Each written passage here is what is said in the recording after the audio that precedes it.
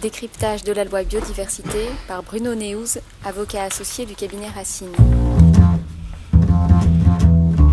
On a pris cette initiative au niveau de l'AFJA de faire un point sur la loi biodiversité parce que je pense que ça vaut le coup. Tout n'est pas terminé, vous nous expliquerez tout ça, mais ça vaut le coup un peu de faire une analyse sur en quoi cette loi biodiversité concerne l'agriculture. La première observation que je voudrais faire sur ce texte, que je m'étais déjà faite lorsque j'avais été conduit à travailler sur la biodiversité, c'est le silence assourdissant du ministère de l'Agriculture. On a un texte qui est donc porté par le ministère de l'Environnement et qui, dès lors que l'on parle du vivant, concerne nécessairement l'agriculture. Or, il y a des dispositions, et ça je vais dire dessus, qui impactent directement, mais il y a surtout une ambiance générale, un esprit, un feeling, un mood, comme disent les Anglais, qui vont avoir sur le développement agricole, sur les pratiques agricoles, sur le paysage agricole, des impacts majeurs.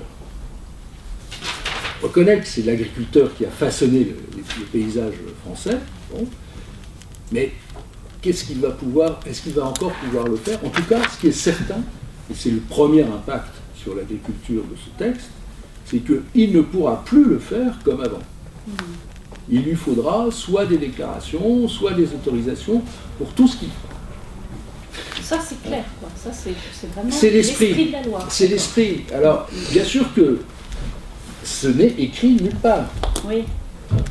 Mais quand on voit, et vous allez voir tout ce qui petit à petit se met en place, c'est ce vers quoi, me semble-t-il, nous allons. Jusqu'à aujourd'hui, tous ces textes existaient déjà. Qu'est-ce que la loi apporte par rapport à... Parce que toute cette réglementation, on en a déjà largement débattu. Et là, sur ce dont on parle là, on verra après sur les textes du titre 5, sur ce qu'il s'agit de principes fondamentaux, d'une certaine manière, elle met en cohérence ce qui existait déjà. D'accord. Qui était parfois un peu éparpillé, elle donne une loi cadre. C'est vraiment une loi cadre, oui, absolument. Ça, oui. Justement, on passe au titre 2 qui s'intitule la gouvernance de la biodiversité. L'article 5 de la loi, donc, crée des institutions relatives à la biodiversité. Il en crée deux. D'abord un comité national de la biodiversité. Il est destiné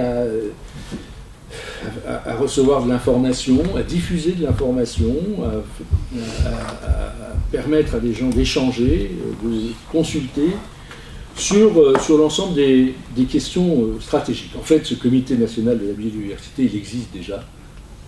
C'est l'ancien comité national Crame Vert, Crame Vert. Donc ce comité-là, donc, vous voyez, il est un comité de réflexion, de discussion, etc.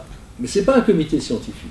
Il y a un autre comité qui est créé, qui est le comité national de la protection de la nature, et là, ce sont des scientifiques. Lui, il va être consulté sur les projets de loi, d'ordonnance, sur les projets de décret, etc., et sur tous les travaux scientifiques, et peut également se saisir de FIS. Là, ce sont simplement des comités d'avis, de consultation. Ah oui. La réelle gouvernance, ça va être l'Agence française pour la biodiversité. Alors, cette agence, elle est insérée dans des dispositions du Code de l'environnement dans lesquelles on trouve l'ADEME et où on trouve également les groupements d'intérêt public dans le domaine de l'environnement. L'objectif, c'est de fusionner, de rassembler un certain nombre d'établissements dans le giron, notamment, de l'Agence française pour la biodiversité. Mais quels sont ces établissements? Alors, il y a, par exemple, les parcs nationaux, l'Agence des aires marines protégées, l'Office national de l'eau et des milieux aquatiques, le groupement d'intérêt public, dit atelier technique.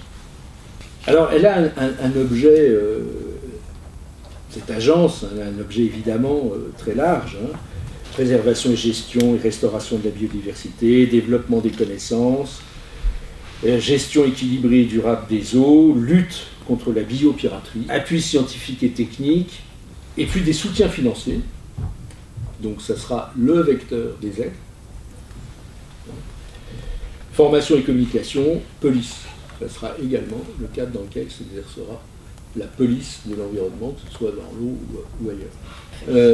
Qu'est-ce qu'il y a comme nouveauté? Il y a une chose qui était déjà dans les esprits, dans l'idéologie de la préservation de la biodiversité, qui maintenant est inscrite dans le marbre de la loi. C'est le principe qui est déjà en circulation depuis longtemps: éviter, réduire, compenser. Oui. On doit commencer par éviter. Si on ne peut pas éviter, on doit réduire au maximum ou au minimum, je ne sais pas comment, l'atteinte portée, enfin, la rendre au minimum, donc la réduire au maximum. Et si on peut pas, et si on ne peut que la réduire, il faut la compenser. Et l'objectif du principe, de la mise en œuvre du principe, est également intéressant, parce que, alors que l'on parle du vivant, on a un objectif comptable. Ce principe doit viser un objectif d'absence de perte nette, voire tendre vers un gain de biodiversité. La nouveauté, c'est que jusqu'à présent,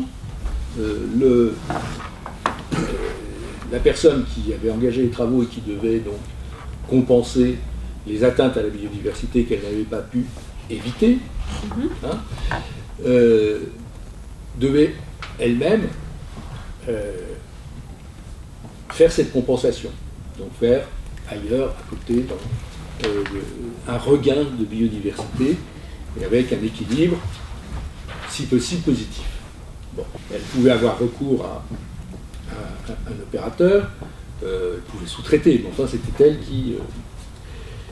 La loi officialise le recours justement à des opérateurs de compensation, qui peuvent être des personnes publiques ou des personnes privées, et qui sont des gens qui vont créer par avance de la compensation.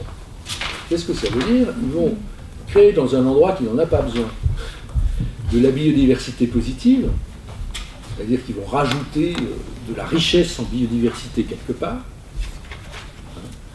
En contrepartie de cet ajout, ils auront des unités de compensation. C'est-à-dire, vous avez réintroduit 275 hamsters, vous avez droit à 3 unités. Donc on crée un marché de la compensation. Oui. Donc on crée un marché. Et d'ailleurs, les écologistes sont contre ces dispositions en disant, mais attendez... Mais le débat des environnementalistes, il est sur le fait qu'il y a une marchandisation ou sur le fait que finalement on peut... Il n'y a pas... Enfin là, dans ce que vous dites, moi je ne repère pas le cadre dans lequel on peut compenser. C'est-à-dire qu'en gros, si on fait des dégâts sur le hamster en Alsace, après tout, on peut aussi aller se dire on va compenser dans le Massif central et racheter une zone où on est bien tranquille, quoi. La loi n'encadre pas ça. Ne dit rien là-dessus. Ce sont les décrets. La règle jusqu'à présent, c'était quand même une proximité. C'était une règle écrite. D'accord. C'était une règle écrite qui était la règle de la proximité, mais dans le cadre des lois spécifiques qui mettaient en œuvre le principe pour les bâtiments, les travaux publics, etc. Et maintenant, chaque fois qu'il y aura un nouveau corps d'activité qui sera visé, on va fixer le cadre. Cela dit, là-dedans, pour l'instant, on en est dans un cadre. Le cadre, moi, il me paraît correct. Il vous semble convenable, oui. Il me paraît convenable. En revanche, il va falloir être très vigilant sur son application. Et puis sur la continuité des débats parlementaires, j'imagine aussi. Oui, mais sur la continuité des débats et sur la mise en œuvre ensuite. Quel type de convention, quel type ça, les ruralistes ont beaucoup de travail devant eux. Retrouvez l'actualité de l'AFJA sur www.afja-asso.fr.